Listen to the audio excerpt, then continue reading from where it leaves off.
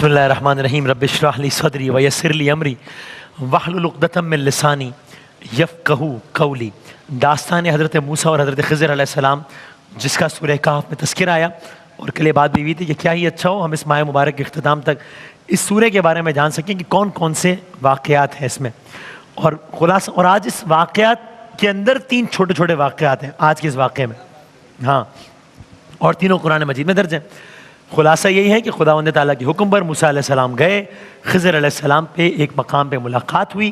موسیٰ علیہ السلام نے اس خواہش کا اظہار کیا کہ میں شریک سفر ہونا چاہتا ہوں۔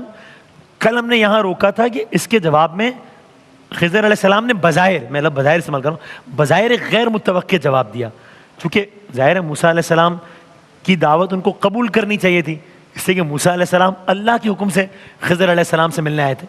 لیکن جواب کیا دیا انہوں نے یہ جواب دیا جس کا خلاصہ یہ تھا کہ موسیٰ علیہ السلام نے کہا میں آپ کے ساتھ سفر کرنے کا خواہش مند ہوں۔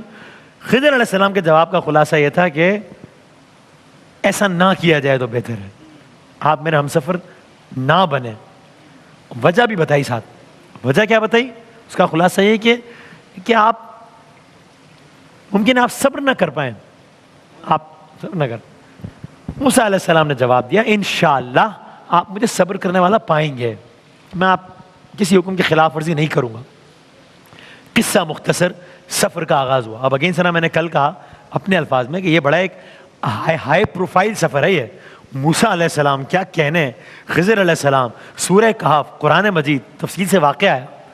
اب اس سفر کا آغاز ہو گیا، موسیٰ علیہ السلام چلے ہیں، خضر علیہ السلام ہمراہ ہیں۔ موسیٰ علیہ السلام کے ساتھ ان کے شاگرد چلے تھے یوشع بن نون، ان کا سفر وہیں پہ ختم ہو گیا۔ لیکن خضر علیہ السلام نے ایک کنڈیشن رکھی ساتھ، اور وہ کنڈیشن کیا ہے؟ کہا کہ دیکھیے آپ دوران سفر کسی بھی چیز کا مشاہدہ کریں، کم واٹ میں کچھ بھی دیکھیں آپ، ممکن آپ وہ دیکھ کے حیران ہو، ممکن آپ وہ دیکھ کے پریشان ہو جائیں، آپ نے کچھ کہنا نہیں ہے، آپ نے اس پہ سوال نہیں اٹھانا، آپ نے دیکھتے جانا ہے۔ یہاں تک کہ میں خود آپ کو ان واقعات کی پس پردہ حکمتیں نہ بتا دوں جو اللہ کے حکم سے ہیں۔ اگریڈ، طے ہو گیا، سفر کا آغاز ہوا۔ یہ آغاز ہوتا ہے سفر کا ایک کشتی میں سواری سے۔ کلیم اللہ بیٹھے ہیں، خضر علیہ السلام بیٹھے ہیں، باقی مسافر بیٹھے ہیں، کشتی سے سفر کا آغاز ہوا ہے۔ کشتی بناوٹ کے لحاظ سے بڑی زبردست کشتی ہے، ایک بڑی، اگر میں اپنے الفاظ میں کہوں گے، نیو برانڈ، نایاب، لیٹسٹ، 0 میٹر جو بھی ہے، بڑی نئی کشتی ہے، اور اچھے انداز سے سفر جا رہا ہے، اطمینان سے سفر جا رہا ہے۔ اچانک ایک بہت ہی غیر متوقع کام ہوا جو کسی نے نہیں سوچا تھا کہ یہ کام ہوگا اور ان سے ہوگا۔ کشتی جا رہی ہے آرام سے، سارے مسافر بیٹھے ہیں، موسیٰ و خضر علیہ السلام بھی ہیں۔ اچانک حضرت خضر علیہ السلام نے کام کیا جو بظاہر بہت حیران کن ہے۔ کیا کیا آپ نے؟ اپنے مقام سے اٹھے، کوئی ایک شے لی، اور اس شے سے اس بالکل نئی کشتی کے پیندے میں ایک بڑا سا سوراخ کر دیا۔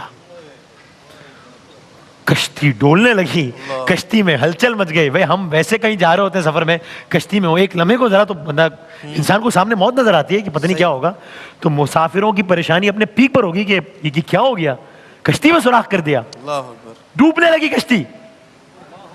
کچھ کر کے اس ہنگامی صورتحال سے نکلا گیا، کسی طریقے سے پر کیا گیا اس جگہ کو۔ لیکن ایک کام تو پھر بھی ہوا، اب کشتی کی وہ بات نہیں رہی، اب یہ کشتی عیبدار کشتی ہو گئی ہے۔ اب یہ وہ اپنے زبان میں کہتے ہیں نا کہ بالکل یہ 0 میٹر وہ والا معاملہ نہیں رہا۔ تو یعنی 2 حوالوں سے یہ اقدام بہت ہی حیران کن تھا۔ ایک یہ کہ اس اقدام کے نتیجے میں سیدھی کشتی الٹ سکتی تھی، سب کی جان جا سکتی تھی۔ دوسرا یہ کہ جان بچ بھی گئی، کشتی تو ہو گئی عیبدار۔ تو بظاہر یہ لگا کہ کشتی والوں کے ساتھ یہ کیا ہے، کیا اس پہ کشتی والے کچھ ریئیکٹ نہیں کریں گے، کچھ کہیں گے نہیں؟ موسیٰ علیہ السلام ایک نبی، وہ اس پہ کیا کہیں گے؟ بس موسیٰ علیہ السلام نے بے اختیار کیا، یہ کیا عمل ہوا ہے، یہ کیا کشتی میں سوراخ کر دیا، مسافر غرق ہو سکتے تھے، کشتی عیبدار ہو گئی ہے، یہ بظاہر بڑا عجیب کام ہے۔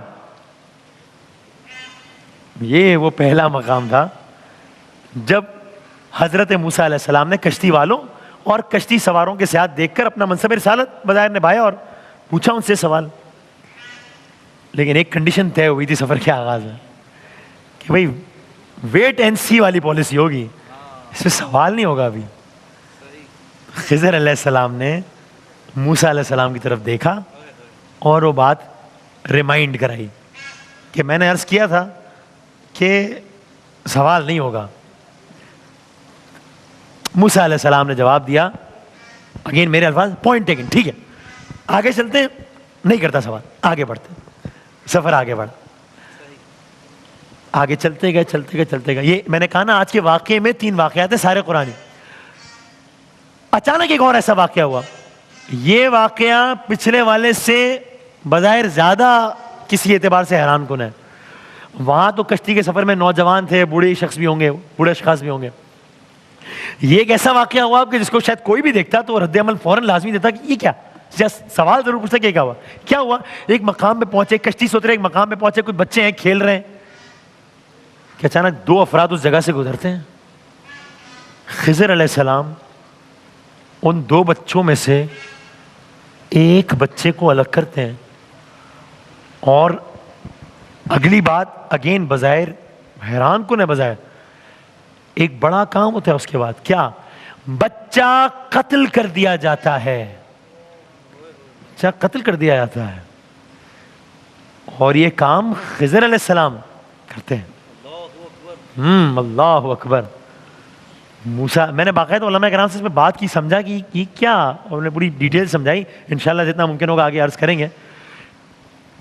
موسیٰ علیہ السلام نے سوال کیا, یہ کیا ہوا, یہ کیوں کر ہوا.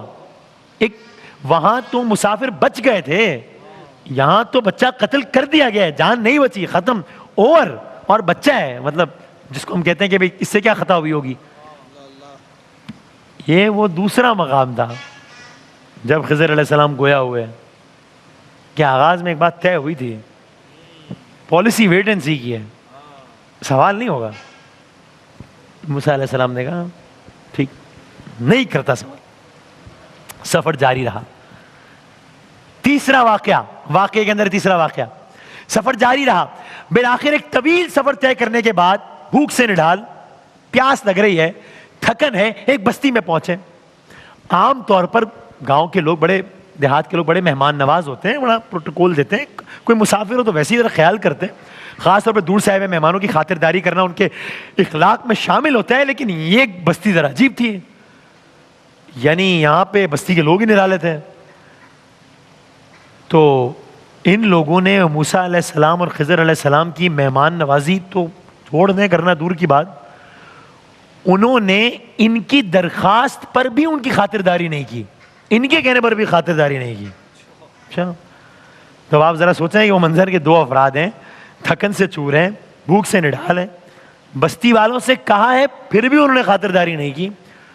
اب یہ بیٹھے ہیں ایک جگہ پہ, دونوں دیار غیر ہیں, بظاہر کوئی پرسان حال نہیں ہے. اس عالم میں ڈائلاگ ہوتا ہے خضر علیہ السلام اور موسیٰ علیہ السلام کا. آپ نے سارا منظرنامہ سوچ لیا, بستی کے لوگ ہیں, کوآپریٹو نہیں ہے, بھوک لگی ہوئی ہے, انہوں نے کہا ہے پھر بھی انہوں نے ہیلپ نہیں کی, یہ دونوں آ کر بیٹھ گئے. اب خضر علیہ السلام موسیٰ علیہ السلام سے ایک بات کہہ رہے ہیں, کیا موسیٰ یہ سامنے یہ آپ یہ دیوار دیکھ رہے ہیں, ہاں یہ تو بڑی خستہ دیوار ہے, ہاں یہ تو ایسا لگتا ہے گر جائے گی کسی بھی لمحے, ہاں یہ تو عجب نہیں کہ ابھی گر جائے, ہاں اٹھیے, اٹھے, چلیے, چلیں. کس سمجھا رہے ہیں, دیوار کی سمجھا رہے ہیں, دیوار تو گر جائے گی کسی بھی وقت, چلیے. حضرت خضر حضرت موسیٰ علیہ السلام کو پیچھے آنے کا اشارہ کر کے دیوار کی طرف روانہ ہو گئے.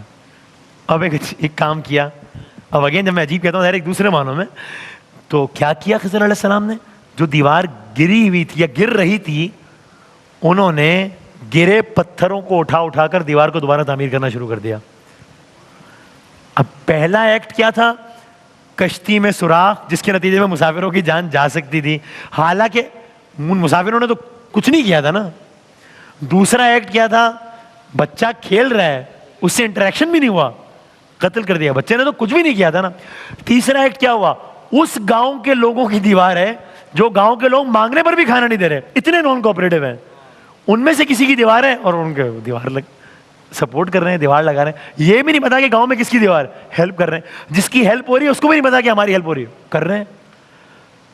موسیٰ علیہ السلام جو بستی کے لوگوں کا رویہ دیکھ چکے تھے, ابھی کچھ بولے نہیں, خضر علیہ السلام کی مدد کرنے لگے.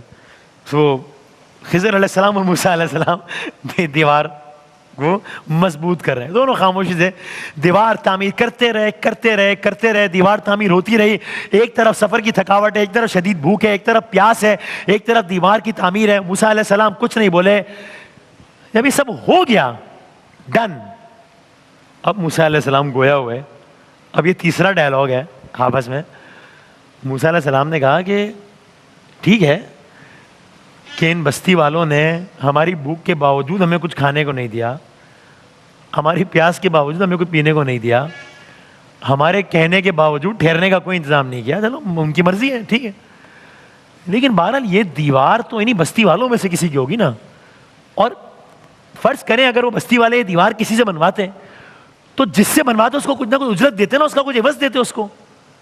تو مطلب یہ تو حق تھا نا ہمارا. یعنی کیا یہ مناسب نہیں ہوتا کہ ہم دیوار تعمیر کرنے سے پہلے اجرت کا معاملہ طے کرتے اور اسی اجرت سے ہماری بھوک بھی مٹ جاتی اور سفر میں آگے کام بھی آتی. یہ وہ تیسرا موقع تھا جب خضر علیہ السلام نے موسیٰ علیہ السلام سے کہا کہ معاملہ طے ہوا تھا, اسٹریٹجی ویٹ اینڈ سی کی تھی, بات ہوئی تھی کہ کلام نہیں ہوگا. لیکن اب کی دفعہ خضر علیہ السلام نے ساتھ میں ایک اور بات بھی کہی, کہا بس میرا اور آپ کا سفر یہاں پہ ختم ہے, اب یہ سفر ختم ہے.